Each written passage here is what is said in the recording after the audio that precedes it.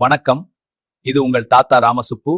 உலக பொதுமறை திருக்குறளை நான் புரிந்து கொண்ட மட்டில் சிறு கதைகள் மூலம் சொல்லும் முயற்சி இது. தவறிருந்தால் திருத்தவும், பிடித்திருந்தால் ஆதரவளிக்கவும்.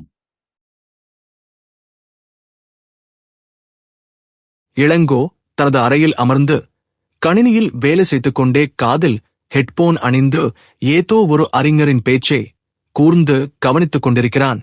அருகில் இருக்கும் வேலனோ ஆன்லைன் உணவு செயலியில் என்ன ஆர்டர் செய்யலாம் என்று தீவிரமாக தேடிக்கொண்டிருக்கிறான். அறைக்கு உணவக ஊழியர் ஒருவர் பிரியாணி பொட்டலங்களை விநியோகம் செய்கிறார். வேலன் அதீத மகிழ்ச்சியுடன் அந்த உணவை வாங்கி மேசையில் அடுக்குகிறான். இளங்கோவை தின்ன அழைக்கும் போது இளங்கோ தான் கேட்டுக்கொண்டிருக்கும் அறிவுசார் உரையின் சுவையில் மூர்க்கி மென்மையாக புன்னகைக்கிறான். இருவரும் அலுவலகத்திற்கு புறப்பட்டுச் செல்ல பேருந்து நிறுத்தத்தில் காத்திருக்கிறார்கள்.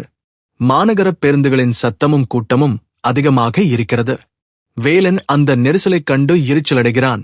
ஆனால் இளங்கோ தன் காதுகளில் ஒலிக்கருவிகளை மாட்டி சிறந்த தத்துவ கருத்துக்களை கேட்டு அமைதியாக இருக்கிறான். பேருந்தினுள் பயணம் செய்யும்போது வேலன் ஜன்னல் வழியே வெளியே இருக்கும் கடைகளையும் விளம்பரங்களையும் வேடிக்கை பார்க்கிறான். இளங்கோவோ கண்மூடி தான் கேட்கும் ஆடியோ புத்தகத்தின் வரிகளை தன் மனதில் அசை போட்டுக் கொண்டிருக்கிறான். சுற்றியுள்ள மனிதர்களின் சலசலப்பு அவனுக்கு பொருட்டாக தெரியவில்லை. அலுவலகத்தின் மதிய உணவு இடைவேளையின் போது நண்பர்கள் அனைவரும் கேண்டீனில் கூடுகிறார்கள். வேலன் தட்டுக்களில் விதவிதமான பலகாரங்களை எடுத்துக்கொண்டு சுவையாகச் சாப்பிடுகிறான். இளங்கோ மிக எளிய உணவை சாப்பிட்டபடியே கைபேசியில் மூத்த அறிஞர்களின் நேர்காணல் ஒன்றை ஆர்வமாக கேட்கிறான். வேலன் இளங்கோவின் அருகில் வந்து எப்போதும் என்னதான் கேட்டுக்கொண்டே இருக்கிறாய் என்று கேலி செய்கிறான். சுவையான சாப்பாட்டை விடவா உன் காதுக்கு கேட்கும் ஒலி முக்கியம் என்று அவன் கேட்கிறான். இளங்கோ சினம் கொள்ளாமல் நல்ல விஷயங்களைக் கேட்பது ஆன்மாவிற்கு தரும் உணவு என்று விளக்குகிறான். அன்று மாலை அலுவலகத்தில் ஒரு பெரிய தொழில்நுட்ப சிக்கல் மற்றும் நிர்வாக பிரச்சினை ஏற்படுகிறது. மேலாளர்கள் மற்றும் ஊழியர்கள் அனைவரும் என்ன செய்வது என்று தெரியாமல் பதற்றமடைகிறார்கள். வேலனும் அந்த பதற்றத்தில் தன் தலைமுடியே கோதியபடி கவலையுடன் அமர்ந்திருக்கிறான்.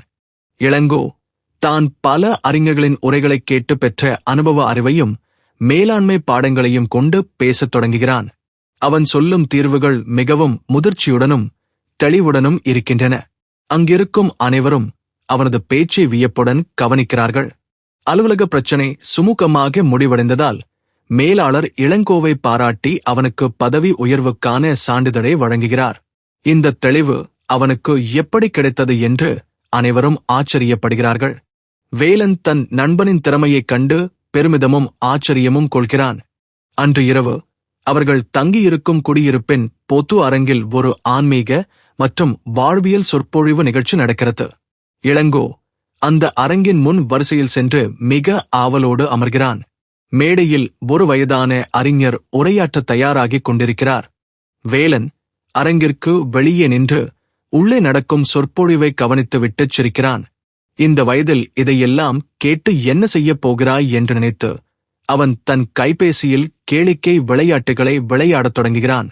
இளங்கோவோ அரங்கிற்குள் பேச்சாளரின் ஒவ்வொரு வார்த்தையையும் தன் செவிகளால் பருகுகிறான். சொற்பொழிவாளர் மேடையில் செவியுணவிற் கேள்வியுடையார் அவியுணவின் ஆண்டாரோடொப்பர் நிலத்து என்ற குரலை கூறி விளக்கம் அளிக்கிறார். காதால் கேட்டு பெறும் நல்லறிவே மனிதனை தேவர்களுக்கு நிகராக உயர்த்தும் என்று அவர் கூறுகிறார். அதை கேட்கும் இளங்கோவின் முகம் தெய்வீகப் பொலிவுடன் பிரகாசிக்கிறது. மறுநாள் வார இறுதி நாளில் இருவரும் நகரின் பெரிய புத்தக கண்காட்சிக்குச் செல்கிறார்கள். அங்கே பல்லாயிரக்கணக்கான புத்தகங்களும் ஒலி புத்தகங்களின் குறுந்தகடுகளும் விற்பனைக்கு வைக்கப்பட்டுள்ளன. இளங்கோ பல அறிவுச் சான்றோர்களின் உரை தொகுப்புகளை தேர்ந்தெடுத்து வாங்குகிறான். மாலை வேளையில் நகரின் பூங்கா ஒன்றில் இருவரும் அமர்ந்திருக்கிறார்கள். அப்போது அங்கு வரும் ஒரு முதியவர் தனக்கு வழி தெரியவில்லை என்று உதவி கேட்கிறார். வேலன் தன் வேலையில் மூழ்கியிருக்க இளங்கோ உடனடியாக எழுந்து அந்த முதியவருக்கு பொறுமையாகவும் கனிவாகவும் பேசி வழிகாட்டுகிறான். அந்த முதியவர் இளங்கோவின் கனிவான பேச்சையும் அவனது முதிர்ச்சியையும் கண்டு வியந்து அவனது கைகளை பற்றிக் கொள்கிறார். தம்பி, உன்னுடைய பேச்சு ஒரு சாதாரண மனிதனைப் போல இல்லை, ஏதோ ஒரு நாணியே போல இருக்கிறது என்று வாழ்த்துகிறார். வேலன் தூரத்திலிருந்து இதை கவனித்து தன் தவறை உணரத் தொடங்குகிறான். அன்றிரவு அறைக்கு திரும்பியதும் வேலன் இளங்கோவின் அருகில் வந்து அமர்கிறான். இளங்கோ, நான் எப்போதும் உடலுக்கு தேவையான உணவையும் இன்பத்தையுமே தேடினேன். ஆனால் உன்னைப் போல் அறிவை தேடவில்லை என்று வருத்தத்துடன் கூறுகிறான். இளங்கோ அவனது தோளைத் தொட்டு ஆறுதல் கூறுகிறான். இளங்கோ நேற்று தான் கேட்ட வள்ளுவரின் குரலையும் அதன் பொருளையும் வேலனுக்கு நிதானமாக எடுத்துக் கூறுகிறான். உடலுக்கு தரும் உணவை விட செவிகளுக்கு தரும் கேள்வி ஞானமே ஒரு மனிதனை இவ்வுலகிலேயே தேவர்களுக்கு இணையாக மாற்றும் என்று விளக்குகிறான். வேலன் அதை மிகவும் கூர்ந்து கவனிக்கிறான். மறுநாள் காலை வேலன் தன் பழைய பழக்கங்களை மாற்றி அதிகாலையிலேயே எழுந்து அமர்கிறான். அவனும் இளங்கோவைப் போல ஒரு நல்ல வாழ்வியல் சிந்தனை அடங்கிய ஒலியை கேட்கத் தொடங்குகிறான். அவனது முகத்தில் எப்போதும் இல்லாத ஒரு புதிய அமைதியும் தெளிவும் பிறக்கிறது. இளங்கோ தன் அறைக்கதவை திறந்து வந்து வேலனை பார்க்கிறான். தன் நண்பன் செவி உணவாகிய கேள்வி ஞானத்தை பெறத் தொடங்கியதைக் கண்டு அவன் மட்டற்ற மகிழ்ச்சி அடைகிறான்.